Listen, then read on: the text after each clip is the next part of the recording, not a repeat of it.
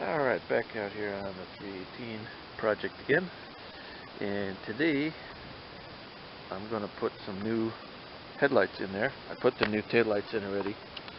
I found the harness that was in the bag of stuff they gave me, and I put in some new LED taillights. Why not? Because they don't blow out, so they'll be better to use. Especially with something that vibrates like a lawn tractor. And the other part of this is all of these are headlights, and I've taken out all the broken bulbs that were in there, and I fixed one of the sockets up a little bit. The plug had come out, the back had come unclipped wire. I scratched the little shiny surface onto the bottom connector there, and of course I couldn't get 3 of the same kind, but I got some new LEDs, lifetime warranty. Yeah, right. Okay, got all the lamps in. Can't try them now because my switch needs to be replaced. It is absolutely stuck, so I got that on order. But looks like those wires will stay out of harm's way where they're at. Actually, the black one looks like that's been in harm's way at one point. Probably those hinges get a little rowdy or something, but it doesn't look. If you route them like the factory did, it should stay out of harm's way. I maybe could have routed them on top. I think we're okay. So I put the 2 ultra bright ones in the outside, and the other one, because they didn't have, of course, 2 packages of the same kind, so I just went and put the real bright ones on the corners and the regular one in the middle, figuring that would at least make it look like it was intended to be that way. Okay, so on this, what I'm going to be doing today is replacing, there's a heavy duty fuse here. Looks like that pretty much runs everything, just judging by the size of the wire, which is a good indication. And then they have another smaller one here. Those are the old glass type fuses. It's kind of hard to come by them today. You're not going to really have one on you. You might have one for your car. So I'm going to put the ATM, the little blade type fuse.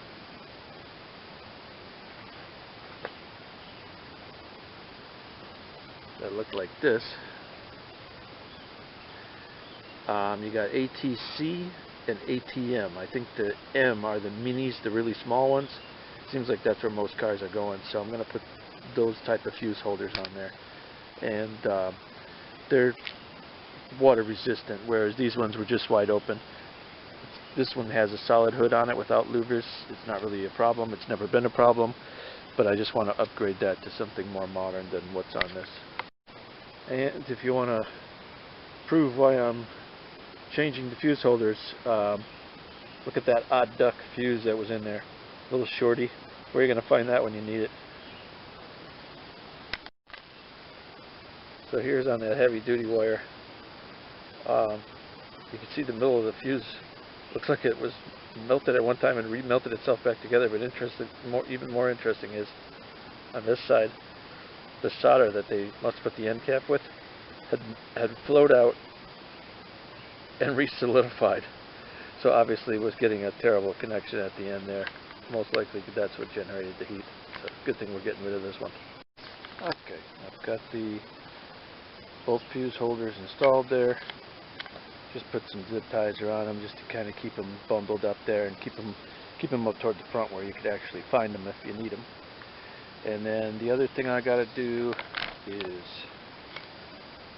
on the far side there, that's the hour meter, and the cheesy little clamp that it came with on the back, some kind of ratcheting thing. You're supposed to cinch it up and it's supposed to hold. Well, that thing already let go. The little teeth are made out of plastic. The old one was, you know, metal and everything, and I just bought an aftermarket one, but I'm going to have to use some sealant to put that in. And then the second I do that, I'm going to try to put one of these universal battery hold down kits on there, because this battery is just flopping around and it's probably not a problem, but just to prevent the battery from getting a hole in it, or, you know, I can't imagine these would ever come in contact with anything, the posts themselves, but just to keep everything where it should be. Probably the worst thing that could happen was if you had this on here and the battery tipped forward. That's metal up here, so just to keep it firmly planted, keep it from jiggling around over time. Okay, so that original universal battery clamp I had, I think it was designed to go this way, and it had the rubber piece that goes across, which rubber and battery acid, you'd think they'd get along, but I've had one of those before and it was kind of cheesy. So I got a different universal set. At least I'm going to use the J hooks off of it. But these, if I put it in there where it's supposed to be, I want a rod going across. If I put it there, the threads only go up this far, and I need them all the way down here. So I'm just going to thread that, and then I'm making up a piece of steel that goes across, and has 2 holes in it. I got it, I'm painting it right now, just painting it black. I just took a piece of channel and put a couple holes in that, so that way it'll be more sturdy and won't snap like the rubber one probably would have, because it'll probably dry rot real quick with battery acid. Alright, so I'm just got this. Wow, that's hard to do in the camera. I've got a 1/4-20 tap die, actually 1/4-20 die, and I'm just running it down farther than what the factory had it, because that's where I need mine. I could have just cut this and rebent it, but it's got a nice nice curve to it already preformed, so I'll just go at it that way.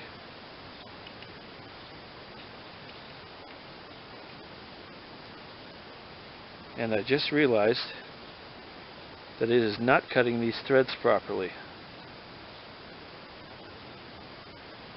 Not good.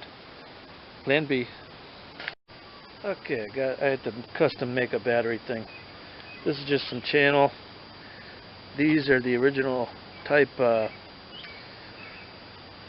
J bolts you would have got with the kit, but being that I needed mine much shorter than that, normally they connect to the bottom of the battery box. On the John Deere I see they got hooks here, so I had to shorten them. I had to actually cut them and then re-weld them down below. I tried rethreading the original shaft, but I don't know if it was if they got some kind of plating on the outside or whatever, but the threads were ruined when I tried threading those with the die all the way down and just making them that way. So anyway, now the battery's good and solid in there.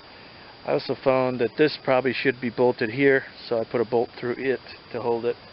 Not that you really need to fill your trans all that often, but it was just kind of shoved back in there when I got it, and I figured that might be what it's for, because it did have a bolt through the clamp, so probably it goes there. Just going around hitting a bunch of the odds and ends. I realized that where the tractor pan sits, there's supposed to be a rubber isolator, so I just cut some rubber that I had. Unfortunately, the bolts I have are too short now. Well, probably were too short before. And the other interesting thing I found, I was trying to figure out how that pan was going to lay flat when the bolt hole's all the way down there, and that is supposed to have a spacer underneath here. Then you lay the pan on, then you put the bolt in. So I made up some spacers, and I'll need longer bolts for that also. Other than that, what I'm doing over here is working on the mule drive. Got the parts, got the knob, got the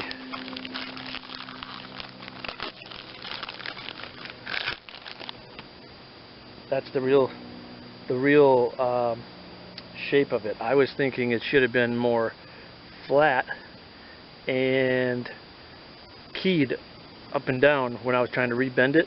Turns out they're supposed to be flailed way out to the side like that, so that's why I broke the other one. And then there is a stud and then I will have to find some nuts to go where it's supposed to go between this and this for the adjuster, and also the new yoke, which I have separately. So you got the mule drive all put back together, put the guard on. I'm not sure if that's supposed to face forward. I'm going to see what makes sense when it goes in the machine. If I have to clock that a little forward, I think forward would be the right way, because most likely the belt is pulling straight back.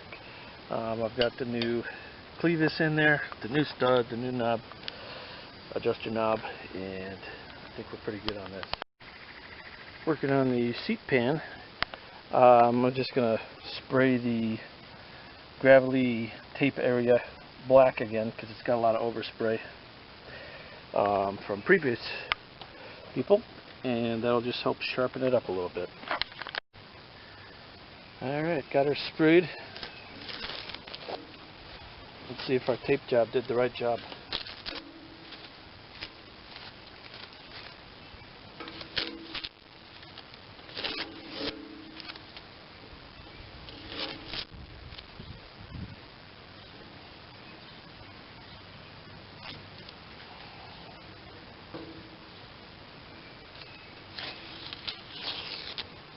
Oh, lower spray.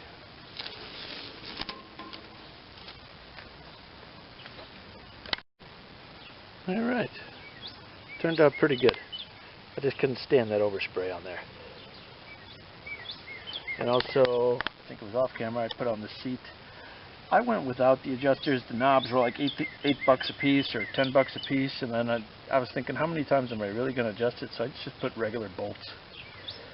And in the back, regular nuts, which it would have had originally, but I think the front ones would have been the knob type. But I just straight bolted it and called it a day.